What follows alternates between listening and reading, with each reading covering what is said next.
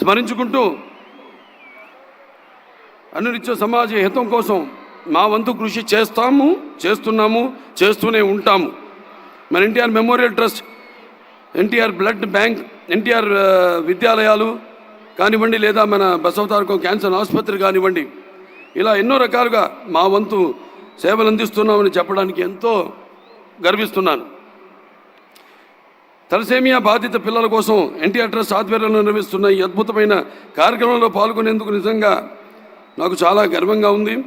సమాజంలో తలసేమియా అనే ప్రాణాంతక రక్త వ్యాధితో పోరాడుతున్న చిన్నారులకు ఉచిత మెరుగైన వైద్యం అందించేందుకు ఎన్టీఆర్ తలసేమియా కేర్ సెంటర్ చేస్తున్న సేవల గురించి మనందరికీ తెలిసిందే.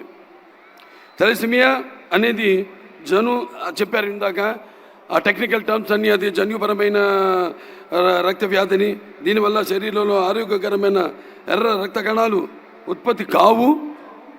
ఈ ఎర్ర రక్త కణాలు మన శరీరంలోని కణజాలకు ఆక్సిజన్ను అందిస్తాయి.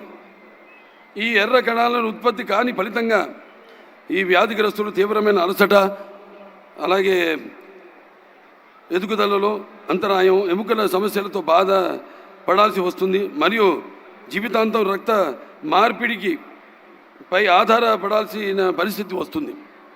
భారతదేశంలో తలసేమియా వ్యాధితో బాధపడుతున్న చిన్నారుల సంఖ్య ప్రపంచంలోనే అత్యధికం. సుమారు 10,000 నుంచి 15,000 చిన్నారులు ప్రతి ఏడాది తలసేమియాతో జన్మిస్తున్నారు.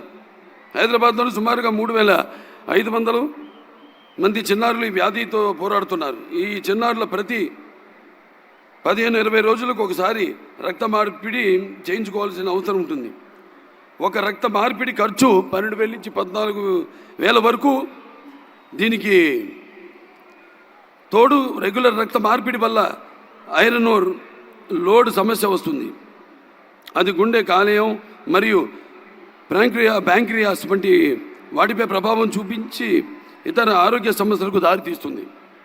ఇటువంటి తలసేమియా బాధిత పిల్లల కోసం ఎన్టీఆర్ ట్రస్ట్ ఆధ్వర్యంలో 8 పడకల ఎన్టీఆర్ తలసేమియా కేర్ సెంటర్ను ఏర్పాటు చేసి ప్రస్తుతం 250 మంది తలసేమియా పేషెంట్లకు ఉచిత వైద్యం అందిస్తున్నారు.